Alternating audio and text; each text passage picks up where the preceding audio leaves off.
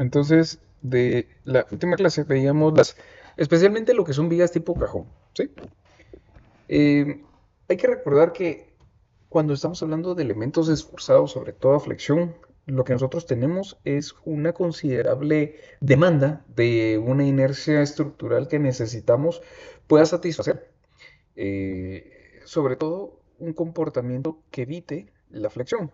Digamos, si nosotros acá trazamos un eje neutro,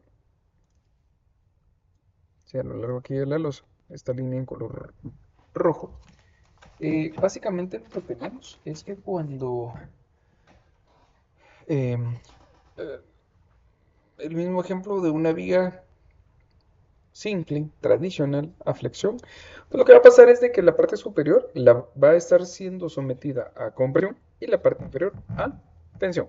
Entonces, mientras la viga tipo cajón sea lo más grande posible, vamos a tener la mejor respuesta desde el punto de vista de la rigidez de la sección o de la inercia, ¿verdad?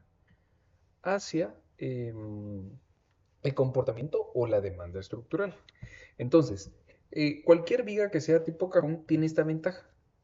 ¿Cuál es la diferencia con una sección de vigas, por ejemplo?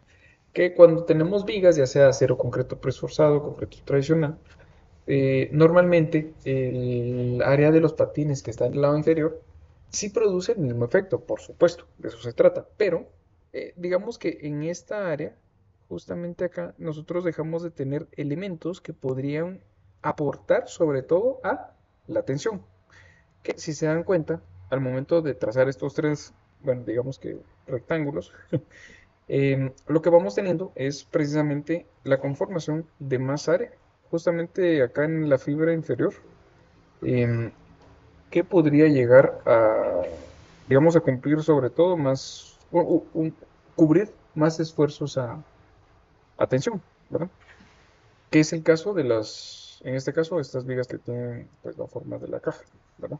Bueno, si nos enfocamos acá en vigas tipo cajón, por ejemplo, concreto armado, no preesforzado, solamente armado, más o menos estas nos pueden servir para cubrir luces de 15 a 36, ¿ok? Pudiendo resultar para este rango más económicas que las vigas tipo cajón de concreto vaciado en sitio post-tensadas. Em,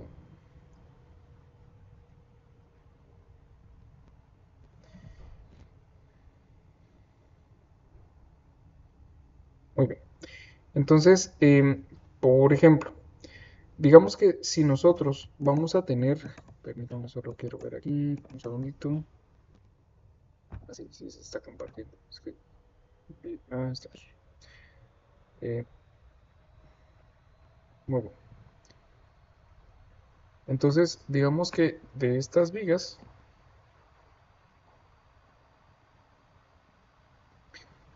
tipo cajón, nosotros,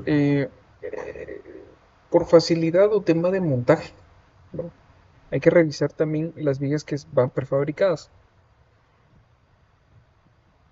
Por ejemplo, aquellas que sean postensadas, normalmente puede uno ir colocando segmentos de vigas tipo cajón.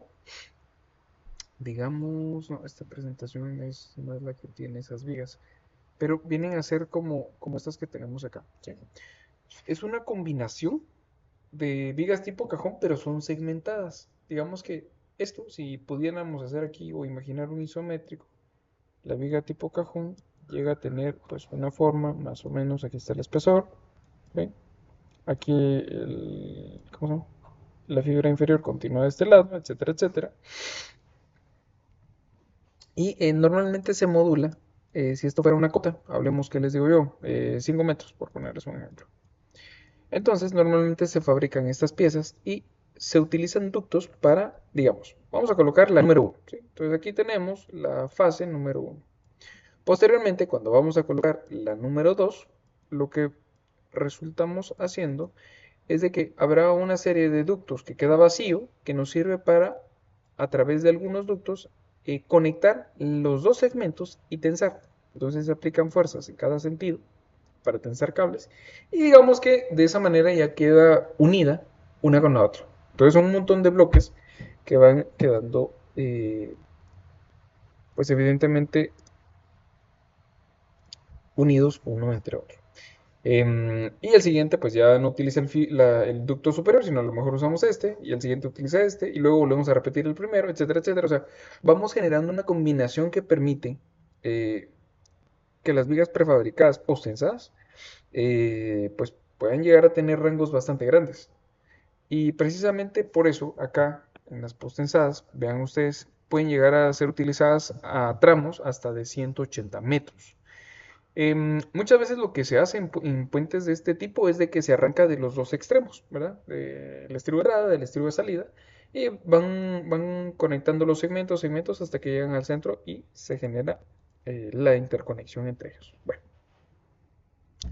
hablemos ahora sobre las vigas tipo cajón de acero, que de hecho estas sí las habíamos visto en la clase pasada. Sí, solo quería mencionar ahí el tema de la parte constructiva de estas. Solo pues les aclaro que aquí la forma de trapecio invertido, o trapecio en este sentido, es la que le da pues un muy excelente comportamiento, sobre todo estabilidad e inercia. Generalmente al centro siempre se van colocando piezas angulares o perfiles W o perfiles channel, ¿verdad? Para poder también garantizar que la geometría de la caja se va a mantener a lo largo de todo el puente. Normalmente estos puentes son bastante livianos, ¿sí? Y como les decía, pues casi siempre a cada, por ejemplo, miren esta pieza, la que les resaltaba aquí en rojo, más la que está hasta allá atrás, ¿sí? Digamos, una, dos, tres. Normalmente cada dos o cada tres unidades se va colocando un diafragma. Entonces aquí tenemos una, lleva su diafragma, la dos no tiene diafragma, y la número 3 que está hasta aquí al fondo, esta sí lleva aquí su diafragma. Entonces, esto también es para garantizar que el comportamiento de todo el cajón o de los diferentes cajones que conforman todo el puente, pues se va a mantener estable hasta cierto punto, ¿sí? Bueno, ahora sí, por ejemplo, seguimos avanzando. Aquí tenemos las de concreto preesforzado, como bien hablábamos hace un ratito, pues estas este, pueden ser a través de los segmentos prefabricados, como les decía, con una sola celda, ¿verdad? O pueden ser multicelda, como acá lo indica. O sea, entonces el segmento pues ya tiene pues generalmente más aberturas acá, la misma metodología, se utilizan varios posicionamientos de ductos para ir conformando lo que sería pues ya todo el puente completo.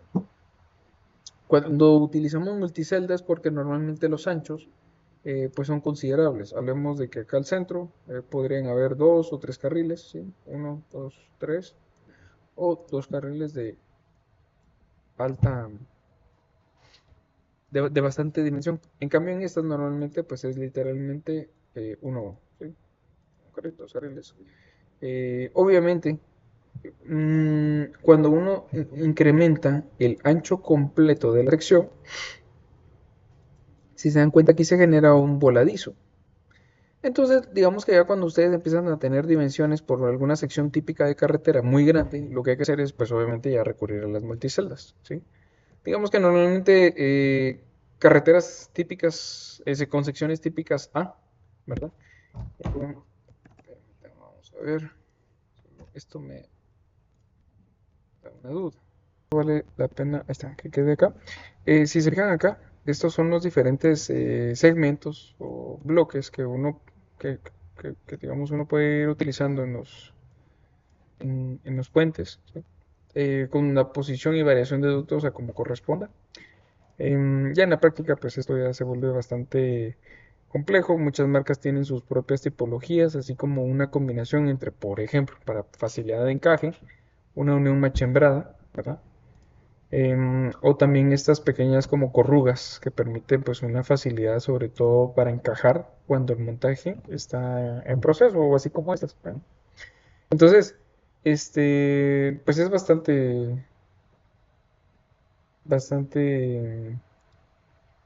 práctico, ¿verdad? Ahora bien, ¿cuándo utilizarlos? Bueno, yo les digo, normalmente estas tipologías, por ejemplo, se pueden utilizar en curvos, puentes curvos, ¿sí? Vean esto es una maravilla en realidad. O sea, poder realizar este tipo ¿cómo se llama esto? de geometrías, porque obviamente pues las carreteras van teniendo sus curvas a lo largo, sí, por el diseño geométrico.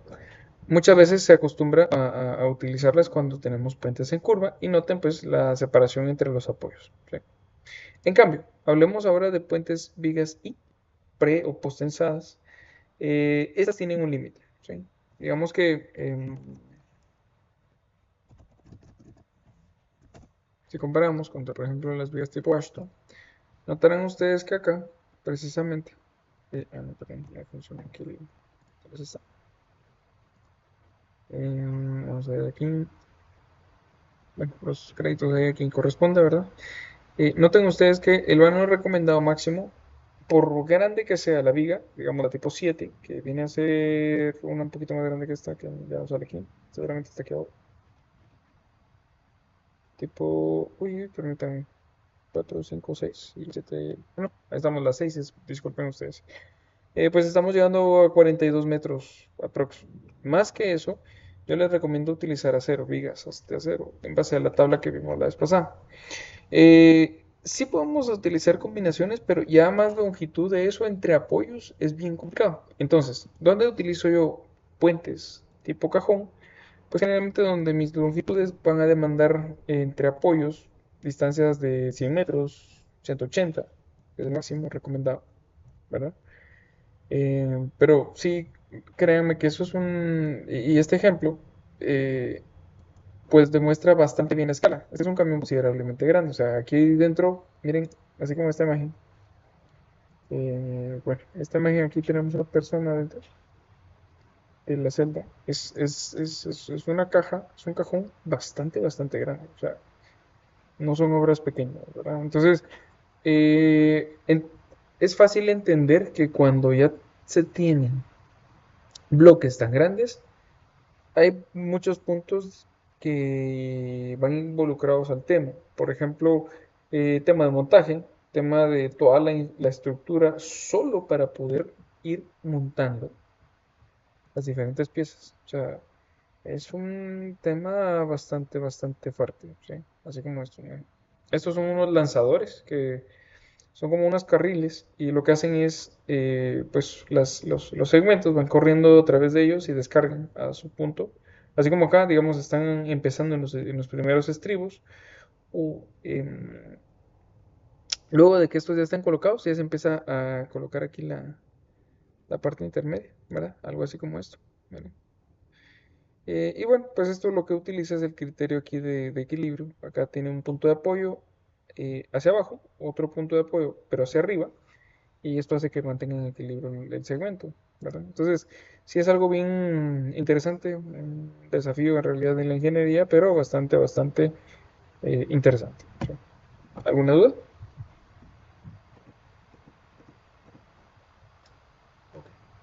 Continuamos aquí.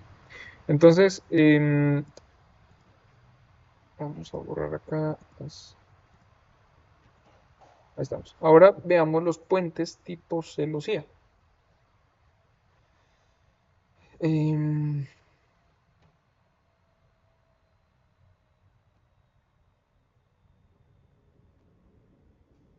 si ustedes se fijan,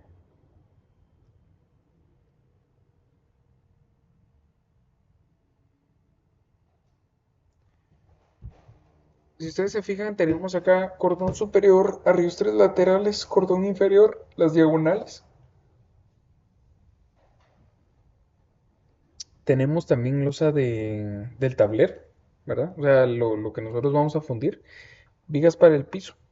En este caso, pues los elementos individual llegan a tener diferentes nombres en realidad. Pero si ustedes se recuerdan,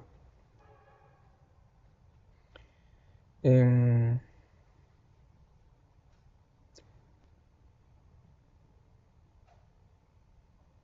si ustedes se recuerdan de su análisis estructural cuando veían armaduras, el objetivo es de que todas las piezas de una armadura estén trasladando fuerzas hacia sus nodos, ¿verdad? Todos los nodos son los que transmiten las cargas, ¿ya?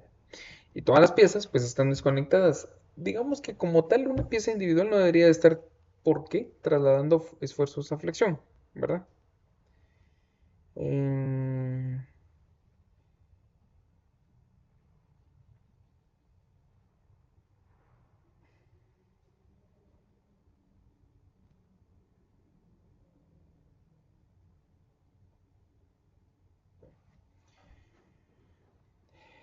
si nos fijamos acá, este tipo de...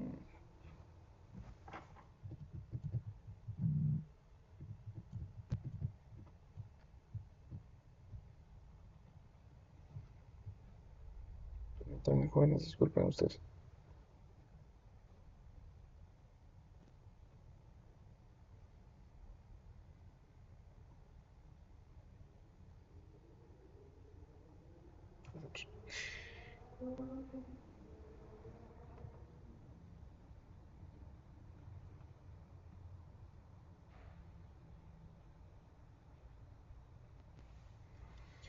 Si nosotros nos fijamos, normalmente estos tipos de puente tienen pues ciertas ventajas. Miren, al momento de que nosotros utilizamos la estructura de una cercha, obviamente el peralte compuesto de toda la sección aumenta considerablemente, ¿sí?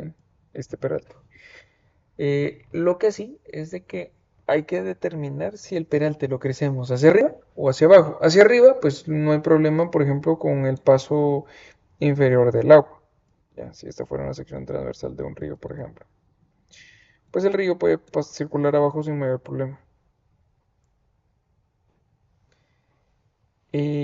Puede ser rectangular, en arco,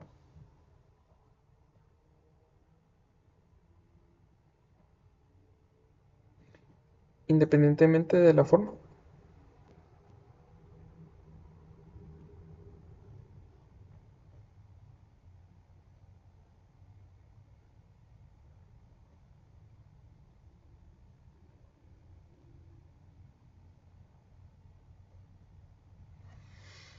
Lo que vamos a hacer es, si ustedes se fijan, cualquier viga simplemente apoyada, pues no, ojo, vigas, ¿verdad? Ustedes, cualquier viga simplemente apoyada, pues normalmente lo que va a tener es de que al centro, el diagrama de momentos, vamos a ver, digamos que con una carga distribuida, pues debería de tener el centro, en el centro el momento máximo. Y precisamente siguiendo la geometría de ese diafragma es de que nace la forma o la geometría de este tipo de puentes en forma de arco. Aquí lo que vamos a tener es el peralte mayor, o también se puede estandarizar y utilizarlo pues, un poco más derecho, un poco más cuadradito. O también lo podemos hacer en arco, no pasa nada. Solo aquí puntos importantes que hay que tener en cuenta. Recuérdense que cuando, pues obviamente vamos a tratar aquí de hacer un en plan, un simétrico, más o menos, pues aquí va la posición de un camión. Imaginen ustedes, utilicen su imaginación abstracta ustedes. Bueno, aquí tenemos el camión circulando, etcétera, etcétera. Pues obviamente la altura del camión tiene que respetar el límite de las piezas más bajas que tengamos por acá. En forma de arco es tal vez la más económica, pero es muy detallada. En cambio, este tipo, pues, no tengo ustedes aquí, deja el espacio libre, bastante regulado. Y pues bueno, esto se parece bastante a un puente tipo Bailey, por ejemplo. Si no estuviera la celosía o la cercha en la parte superior, lo que vamos a hacer es, cuando son puentes muy altos, podemos tener la cercha hacia el inferior. ¿Sí? Entonces,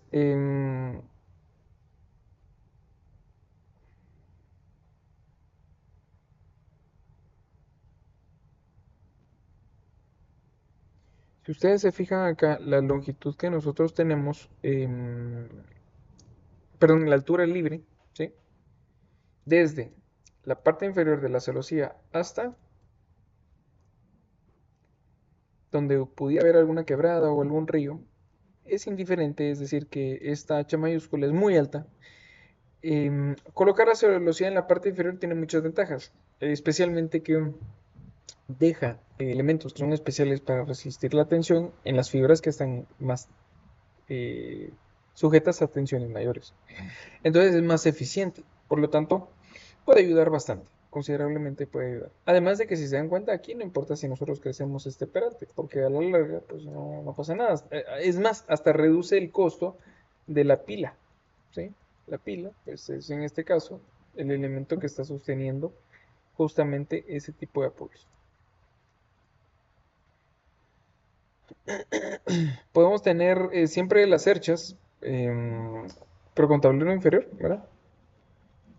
Vean que acá la altura libre del puente se encuentra restringida. O sea, no podríamos crecer hacia acá abajo porque pues obviamente aquí está el río, ¿sí?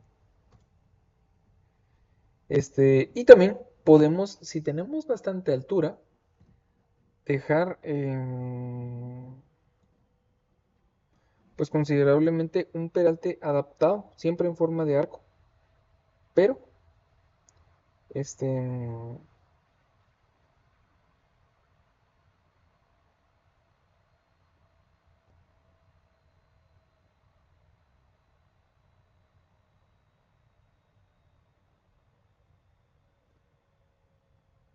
perdón, eh, puede ayudar bastante a hacer una combinación, bueno, pues, entre la distancia de los apoyos, que digamos este es una pila, un apoyo, y aquí oculta en la foto, pues no se ve, pero aquí está la segunda, está la número 2, está la primera. Podemos utilizar y aprovechar de tal manera que pueda crecer el arco, ¿sí? Apoyarnos. Complejidades de este sistema, pues obviamente, así como justamente así como esta tipología en este puente, digamos que lo que puede llegar a afectar acá es precisamente la formaleta. Eh, Perdón, Joyce.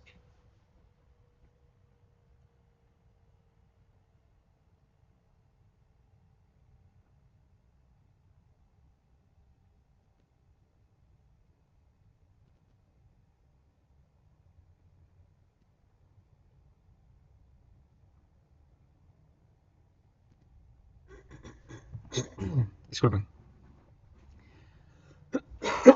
Entonces, las consideraciones estéticas, como ustedes ven acá, costos de fabricación y la construcción, sobre todo esos arcos, digamos, formalitear, perdón, precisamente formalitear ese tipo de detalles.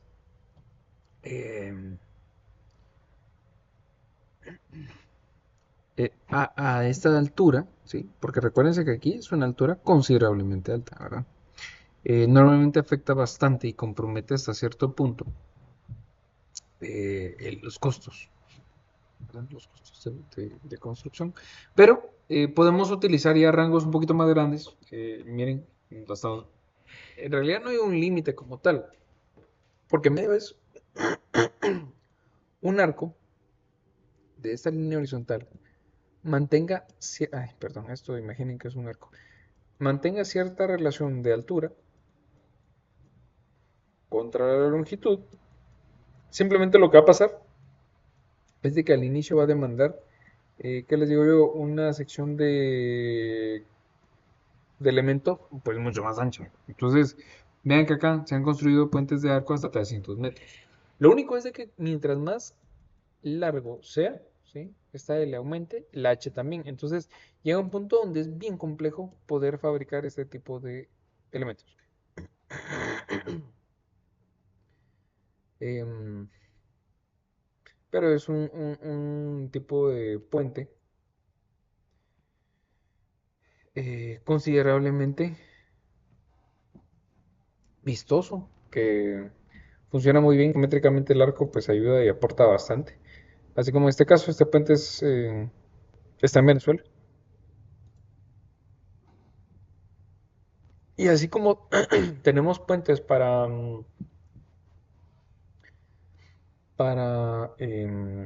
concreto, también tenemos para acero, ¿sí? Em,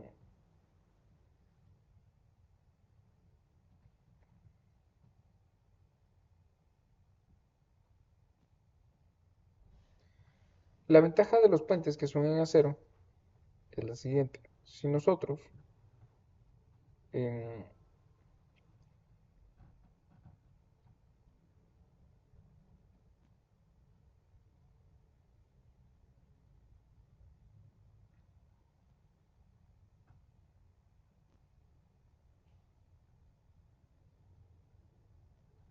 Si nosotros nos vamos con la opción en acero, la ventaja es de que estas piezas son fáciles de ir montando, ¿sí? Relativamente fáciles, porque todo es a través de piezas, diferentes elementos que ya teniendo algunos principales se pueden ir colocando.